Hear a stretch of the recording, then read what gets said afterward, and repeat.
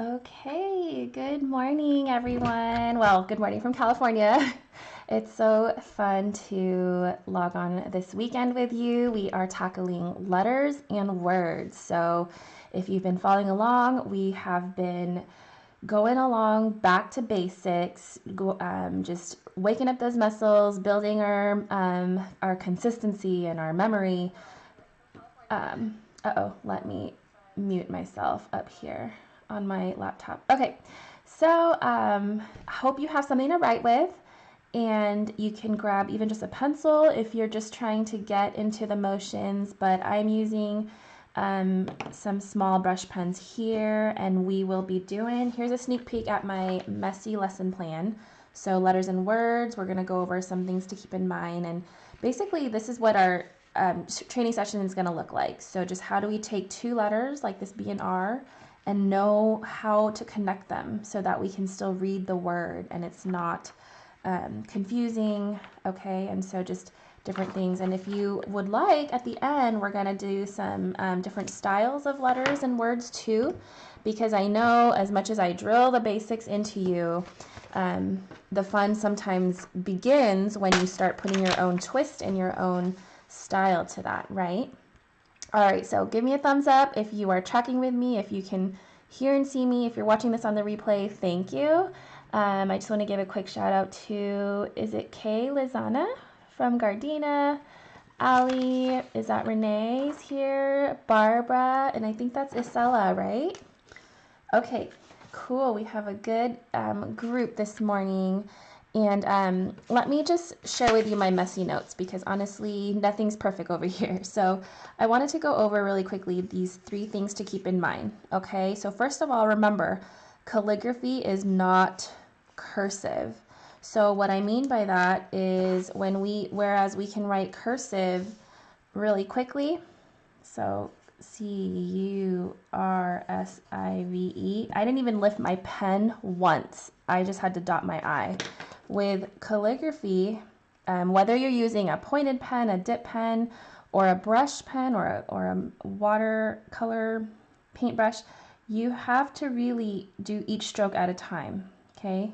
Stroke after stroke, and I'm lifting kind of a little bit more obviously just so you can see that, but really you can connect a few strokes without lifting, but really the success of your script and how cohesive and consistent everything looks is because you're lifting and there's this rhythm, right? We talked about spacing last week.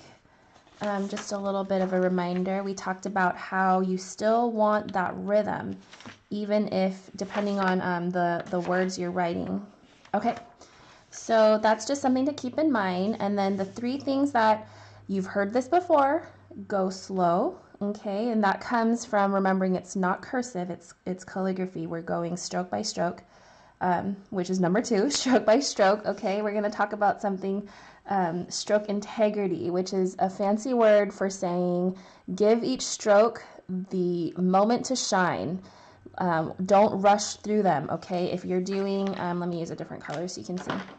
If I'm doing a letter A, for example, don't just half-heartedly do your oval and then bring this underturn here and then stop here, and then your next letter goes too close to that.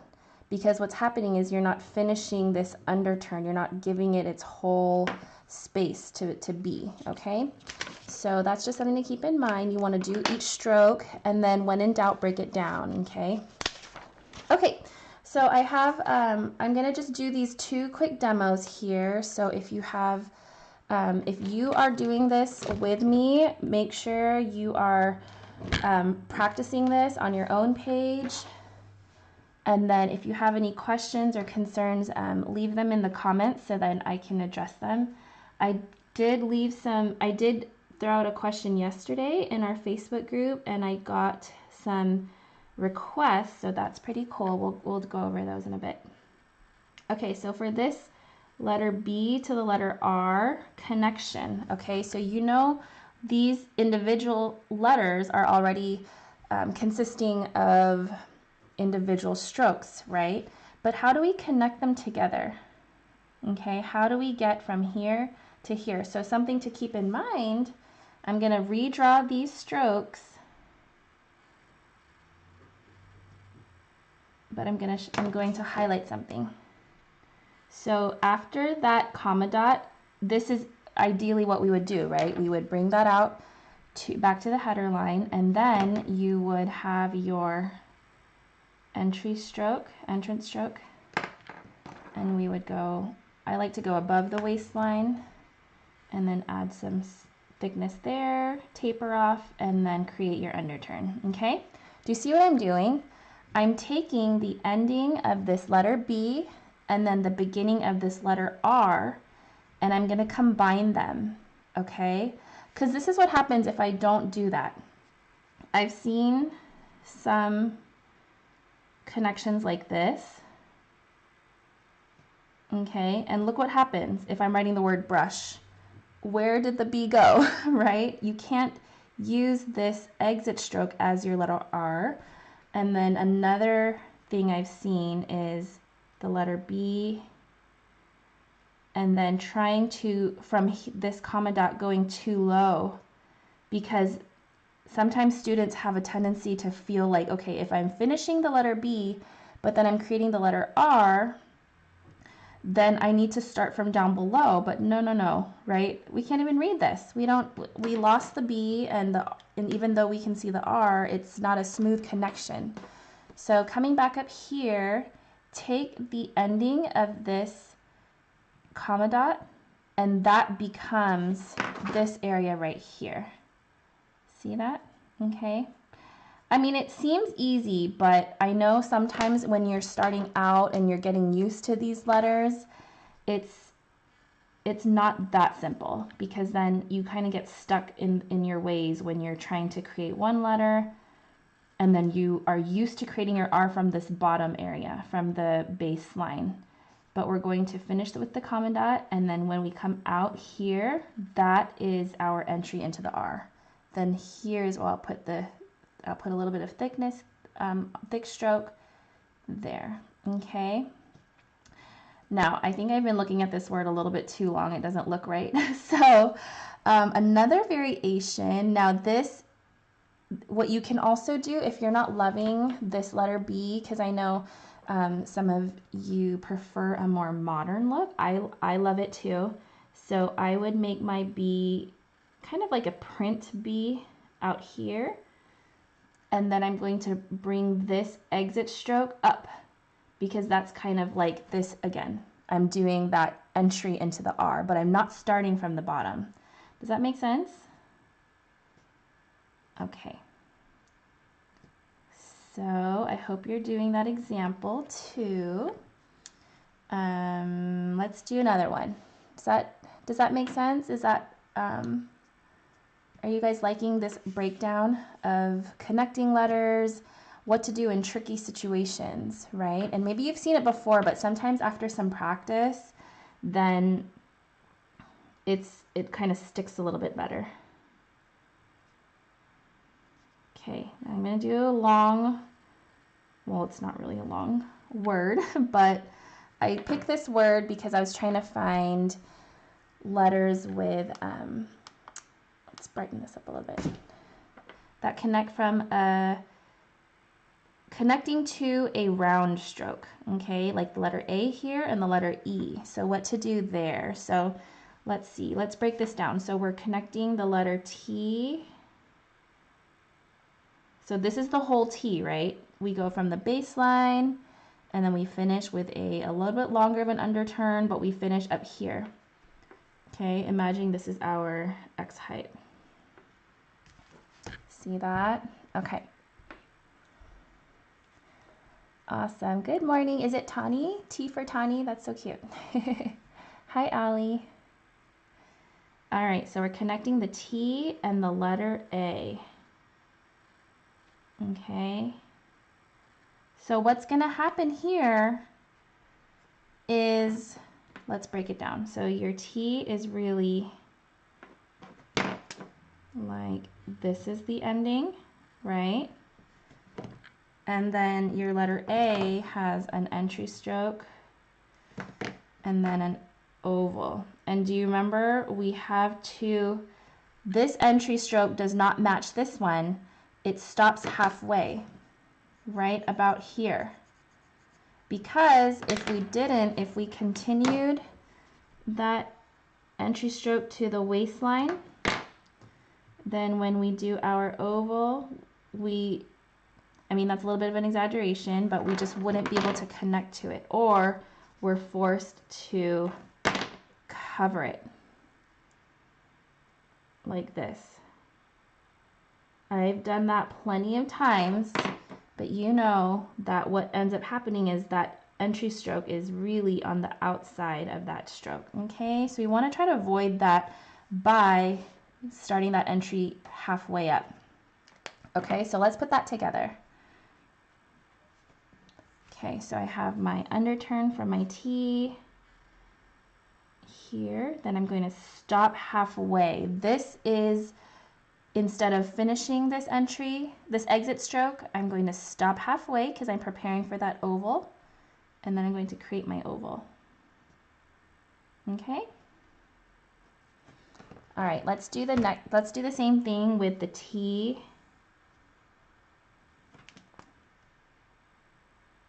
And the letter E.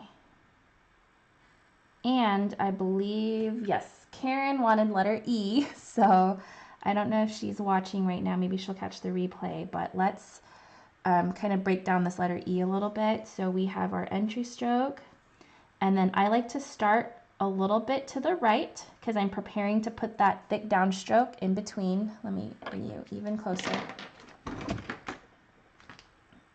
Okay, ooh, maybe not too close.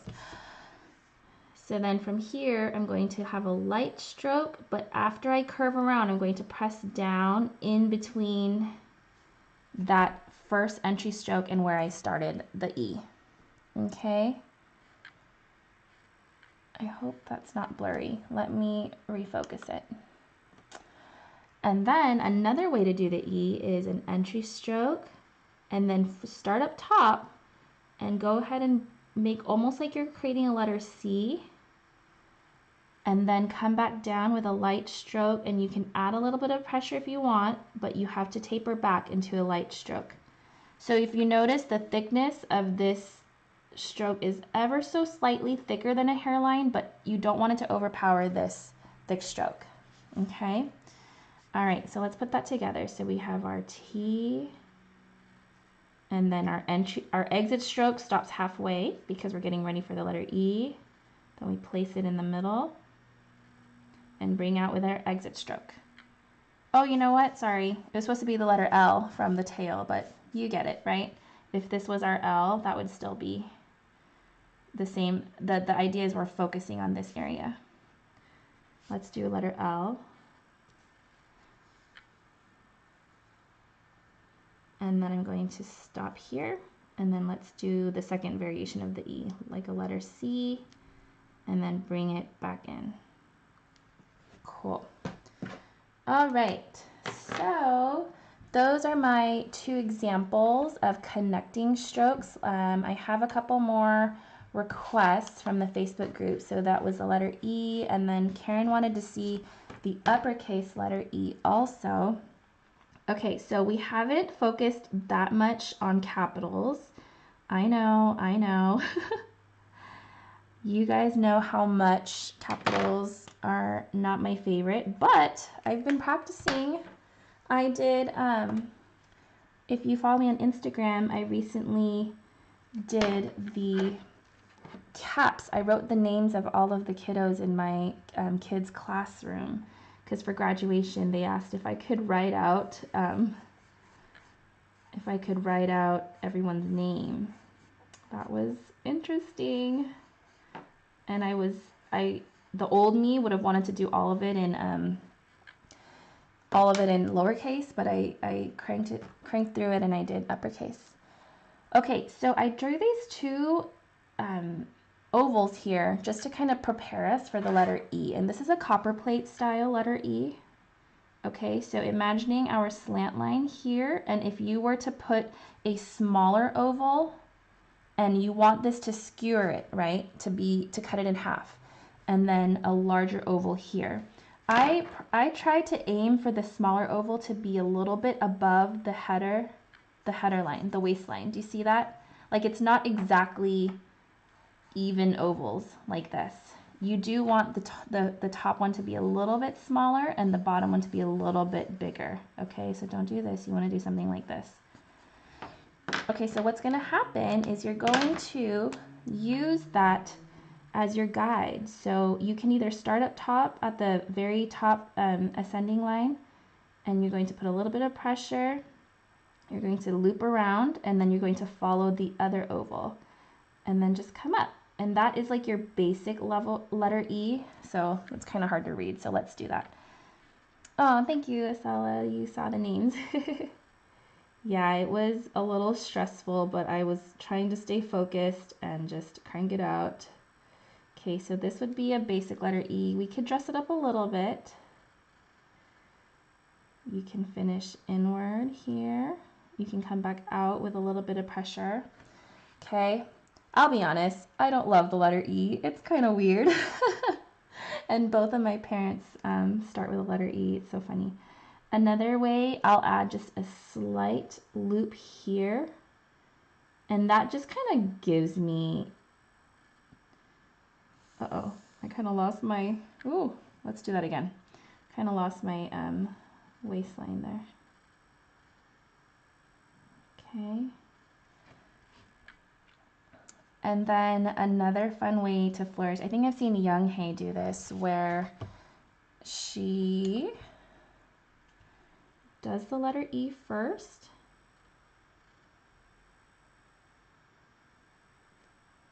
Okay, and then from here you can bring out a flourish. Okay, you can do all kinds of things.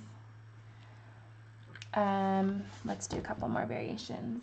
Another one I like to do is coming out like an oval first. This one's a little tricky because you run into a hot spot here. So you have to be careful of it being too congested, for lack of a better word. So I try to aim for this oval here. Okay, I'm trying to keep it a little bit raised when I exit that oval so that when I bring back down the stroke, they don't totally touch. Okay. All right, so I hope that's helpful, Karen. Double letter E. Oh, no, you said double L. Let's do the name. Let's do a name like Bella. Okay. So if I'm going to do my letter B, and let me know, have you guys been practicing your capitals? Have you been waiting for me? Or did you catch up with my hand-lettered ABCs? What do you call it? Series when I did all capitals. You can find that on my YouTube channel. Just throwing it out there. Okay, so from our letter E, we're going to finish up at the waistline. One letter L, and then a second letter L. If you focus on each stroke, then you should be bringing out your underturn so that you can still make space for that letter L. I think what happens is if you make that first letter L, let's see, it's running out of space here. If you make that first letter L a little bit too narrow here, right? There's nowhere to really fit that next letter L. And we run into this really tight look. So be sure to stroke by stroke, finish that underturn and bring it out, and then your next underturn. Okay, some fun variations. I haven't practiced the double L in a while, but let's figure it out together. So you could also do, let's see.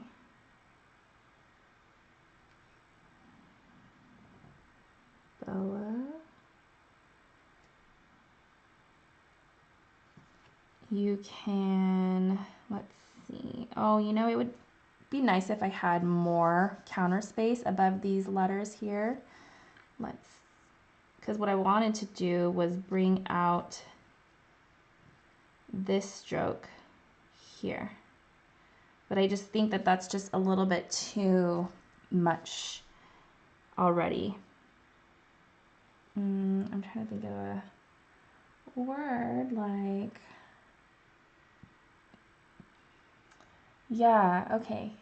Oh, good. I'm reading in the comments that some people have done the challenge. Okay, sorry, I'm drawing a blank. I can't think of any other double L's, but I hope that's helpful. What I'm trying to say is if there was another, let's see. Yeah, I'll have to come back. If you guys can think of one while you're here in the chat, let me know. But let's move on to another request was the letter S. So underturn, not underturn, entrance stroke, a little bit of pressure above. And I kind of curve mine because I'm getting ready to come out here with a thick stroke, but I taper off at the baseline. And there's a couple of ways you can do this. You can swing back around. That's been a favorite one that I liked lately. You can finish with a half dot here, kind of like a, I don't know, it's just really cute. I don't know what to call that. There must be a name. I'll ask Nina. I've seen her do that. You can do an entrance stroke and don't put any pressure at the top and then just put pressure here. Okay, a little bit of a variation.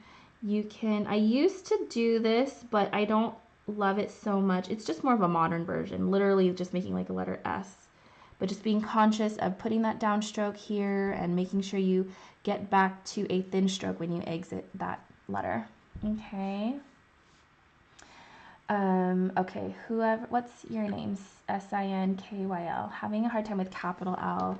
Yeah, did somebody request that? Oh, Isella asked for lowercase k and L. Okay, so let's just do all of it. So lowercase, let's do capital. So capital L. So a very, here, let's do our lines. A very simplified L that I used to practice a lot is to come down first with your downstroke. Okay, so what I did here was I started at a thin, at the point, I added some thickness, but then as I approach the baseline, I get back to a thin stroke, and then I curve back around, and then from here, come back in and add either just a little bit of pressure and taper off, or you can go as far as to finish the oval. And that's something that I've been working on basically for all this time, right? All of my calligraphy career, especially lately, trying to get better at capitals so I can help teach you guys. Okay, so tapering off there. And then if you come back, you can use just a light stroke to flourish that. I find that a little bit easier than starting with the flourish here, because what ends up happening is I kind of, well, I guess that wasn't too bad. And that's just because I've been practicing. I used to find it hard to get this oval down in the beginning. It was hard to eyeball the whole oval and come back down. It's all one flow, right? It's all one stroke. And so breaking it down this way has been helpful. Okay, and then our lowercase l would be an underturn. And then there's two ways to do it. You can start with a loop, and then you curve around and then put your heavy stroke and then taper back off into a thin stroke by the time you get to the baseline there. Or you can do an underturn and then start, okay, if this is the height of my L, then you could start maybe midway between your entrance stroke and that area, like about here, and then slowly add pressure and then taper back off, and then finish with a light stroke, and then come back up here. Start a little bit below where you started that mark, and then come back up, and then add a little bit of pressure, and then finish your stroke. Okay, that's another way to do the L, and I think this is helpful for spacing wise. because let's do Bella one more time. If your name's Bella, your name is everywhere today. Okay, so if I do a name, what I tend to do is I will not add that loop until the end, because then see how it gets me to focus on the spacing of the name. Then I can go back and add the loop. And it's almost like giving you, it's like reserving space for those loops before you finish, so you can finish the word and then coming back to finish that loop. Does that make sense? Did you guys like that version? Let me know if you like version 1 more or version 2. Like, which is your preferred method, or just tell me what you think. All right, a couple more. We said, Estella said lowercase k. So we have your entrance stroke, and then same thing where we can do the loop first and finish off with a full pressure stroke. And then you can come out here with a thin stroke, add a little bit of pressure, and then come back out. There's a lot going on, right? I always find the K is like a mouthful to describe. So let's break that down. So I'm going to make it a little bit bigger. If this was the loop, really big, just so you can see, then you're going to come out with a light stroke. And then after you curve around, put a little bit of pressure, but then taper off quickly. Then start with your point, come back out, add some pressure there, taper off again really quickly, and then leave that stroke. See that? Another variation, you can also do your ascending stem loop. You can come out with a thin stroke and add some pressure here, taper off, and then do the same ending as the first one. You can even bring this around to add a dot. That's just a little fancy. But I like these two versions more, just because they stay within the copper plate spirit of being rounded. If you don't keep it rounded and you add something straight like this, it's not terrible, but it just kind of draws your eye a little bit to something a little bit more out of place. Does that make sense? Okay. Awesome. Yeah, Barbara, definitely try number 2. I mean, it's really great for practicing spacing and focusing on strokes, because I think the letter L, when you're doing it all at once, it's a very overwhelming letter, right? With all of those strokes to put all together. Okay, so let's do 3 more letters here, then we'll close up. So Alita suggested letter V and X. So let's write it here. V, then we'll do X, then we'll do letter P. Okay, so letter V. All right, so we have our compound curve, and then you can either taper off here and then finish with an entrance stroke, exit stroke, and then you can put a comma dot here. What I've been liking lately, also with the letter W, is to do my compound curve. I finish that exit stroke a little bit above the waistline. Okay, and then I don't make this too heavy, my comma dot. If anything, it's like barely a little bit of pressure. So that's actually something I would say relatively new that I've been teaching. I used to teach this way. So comma dot, exit stroke, and then a really thick, not comma dot, sorry, compound curve, exit, and then a really thick comma dot, which I don't think is terrible, but I just think this is a little bit more visually pleasing. So this is just kind of my favorite lately. So let's do a word like, let's do the word vine. Ooh. Okay. Yeah. If you're not loving, I know that sometimes this can be mistaken for a U, so just be careful. I wanted to point out, I've seen this sort of issue. If you do your comma dot outside of that stroke, sorry, rushing this, but do you see the difference here? So with this comma dot, it's on the inside of that exit of that stroke. See how this stroke here, it's on the inside, it's on the left side, but on this V, if this is my exit stroke, look at where the comma dot is. It's on the right side, outside of it. And this starts to give some issues with readability. You kind of risk this here almost looking like a U, like a bounce lettering U. Does that make sense? So just be careful of that. I think it's really key to keep that comma dot inside for readability. All right, and then letter X, we have our comma dot. Now this comma dot we want to make a little bit more upright, and that's something that I've been teaching just recently as well, because then we have more space for crossing that X. Okay, so I'm sorry, I said comma. I am getting my words mixed up. Regular compound curve is very much on our slant line, but what we're going to do here, if this is our slant line, we're actually going to go a little bit more upright to it, like that. Then when we cross our X, we have more space. Does that make sense? Because if we keep the compound curve, then crossing the X gets too tight. But opening it up, bringing it upright a little bit, makes that more readable. Okay. The other X, which I don't do often, I should practice it a little bit more, is a backwards C and then a regular C. But the regular C, the upright one, you're going to keep that all as a light stroke, because remember, we don't want these two thick strokes to be next to each other. And then letter P, okay, a couple of ways to do the letter P.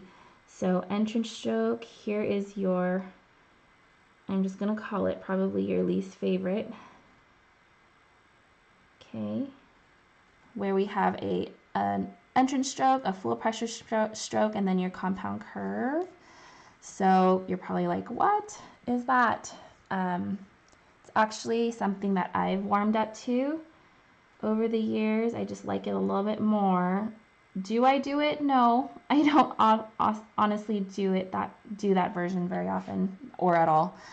So here's a little bit more of a modern version. There's like different ways to do the P. You can change the size of your full pressure stroke. You don't have to go above the header line. You can keep it a little bit lower, kind of like resembles the letter Q, where we keep that stroke a little bit more shorter. You can do a descending stem loop, which I like doing that often, okay. And then one that I love, I've seen a lot of calligraphers do this one. Oops, let's start that over. Is entrance stroke and then creating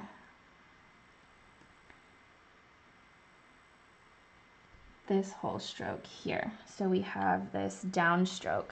And that looks really beautiful when you're doing like a double P, like if you're doing happy and you want to mix up the letters so that it's not,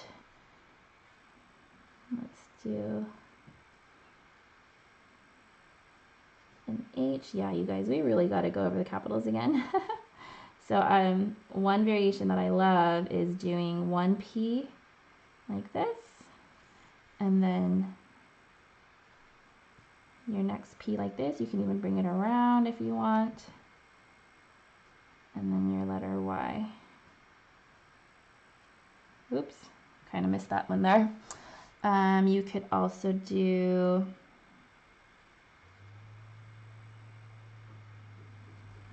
sorry, rushing you guys. I didn't realize the time. I mean, I knew it was coming, but I guess we could do this variation.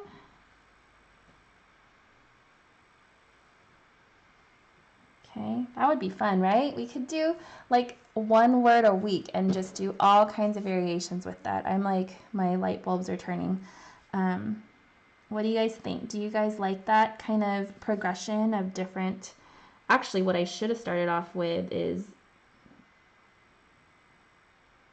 more of a simple, right? just so you can compare. I do not know why I started writing super small. So this would be like your base, right? Then we would get to a little bit more variations on that one. All right, guys, I think we're gonna end it here. What else did I want to do? I wanted to do something like this. Let me just talk about my thoughts when I'm doing different styles here. And for starters, if you go back to week 1 in this Back to Basics series, we did print. That was super fun. I think I still have it somewhere here. So that was my idea with that first one. And then, oh, here it is. See? So then from there, I just started connecting them. So this is kind of like a little fun script here. And then this is just still upright. Then this is the closest to copper plate, just really slanted, keeping the oval. This, don't laugh at me, but I call it like the boy script because it's very masculine. I think of a lot of male letterers who have that edgy style. Then here's like my favorite whimsical, really loose script. And remember, when I'm doing these letters, I'm keeping that spacing, right? Because you want to still have some consistency to them. And then this was my attempt at bounce lettering. I didn't have very many options to bounce, quote unquote, because of the nature of these letters. We can talk about that more in another video, in another training. But I will go ahead and end it there, you guys.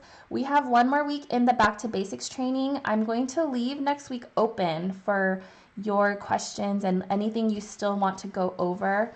And I didn't realize it was so soon ending. So if you have any final requests that you want to do in this kind of fun Back to Basics training, please let me know.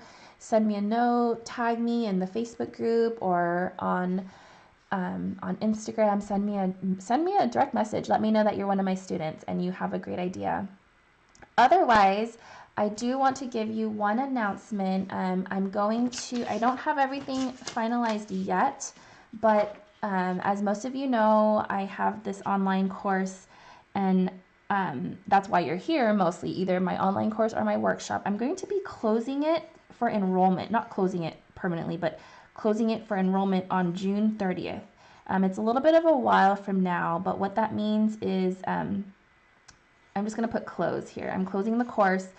It's going to be close to enrollment because I really want to focus on the next batch of students.